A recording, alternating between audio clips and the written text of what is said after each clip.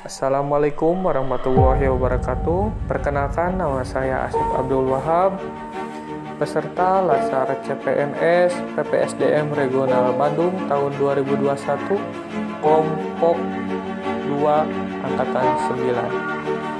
Untuk selanjutnya kita langsung aja ke materi. Di sini saya akan membahas tentang wawasan kebangsaan dan nilai-nilai bela negara. Nah, apakah itu wawasan kebangsaan?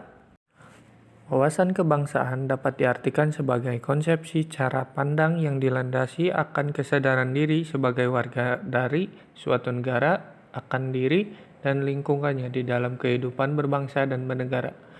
Menurut Profesor Muladi, Gubernur Lamhanas RI menyampaikan bahwa wawasan kebangsaan adalah cara pandang bangsa Indonesia mengenai diri dan lingkungannya, mengutamakan kesatuan dan persatuan wilayah dalam penyelenggaraan kehidupan bermasyarakat, berbangsa, dan bernegara. Sejarah bangsa Indonesia itu sejarah beberapa titik penting dalam sejarah bangsa Indonesia.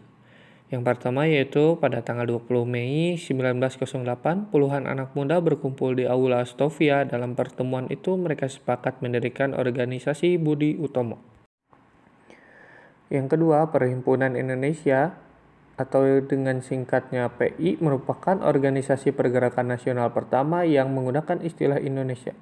Bahkan Perhimpunan Indonesia ini menjadi pelopor kemerdekaan bangsa Indonesia di kancah internasional.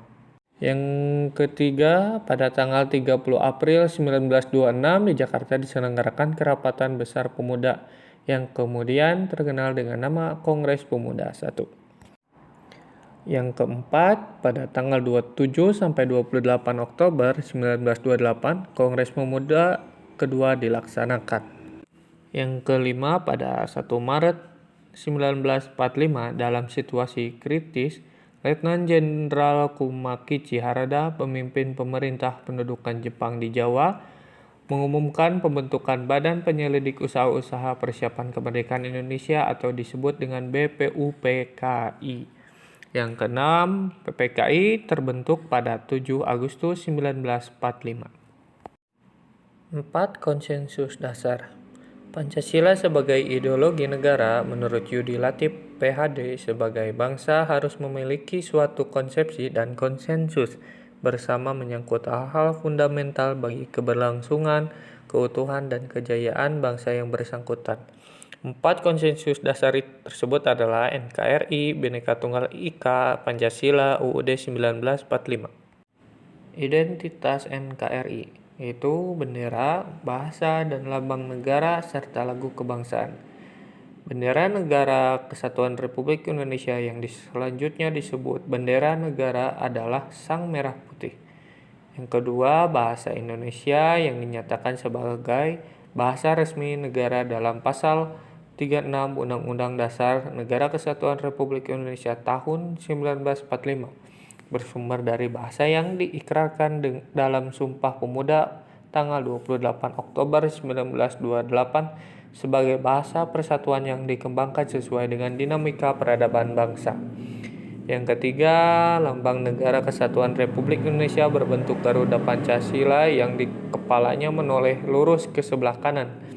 Perisai berupa jantung yang digantung dengan rantai pada leher Garuda, dan semboyan Bhinneka Tunggal Ika ditulis di atas pita yang dicengkram oleh Garuda.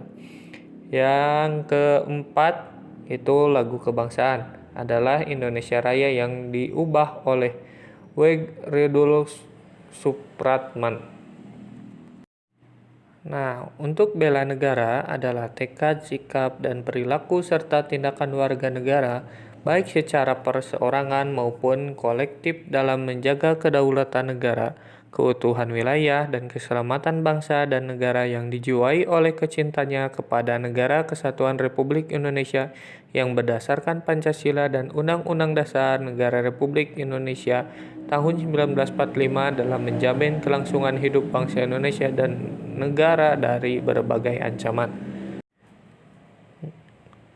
Nilai dasar bela negara meliputi cinta tanah air, sadar berbangsa dan bernegara, setia pada Pancasila sebagai ideologi negara, rela berkorban untuk bangsa dan negara, dan kemampuan awal bela negara.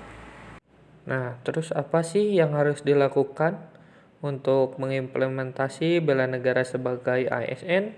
Itu yang pertama, melakukan pengabdian yang tulus untuk negara, melakukan tugas secara profesional, mendorong kesetaraan dalam pekerjaan, memegang teguh ideologi Pancasila, melakukan pelayanan kepada publik secara jujur, tanggap, cepat, santun. Nah, sekian penjelasan dari saya. Apabila ada kekurangan, mohon dimaafkan. Wabillahi taufiq wal hidayah. Wassalamualaikum warahmatullahi wabarakatuh. Terima kasih.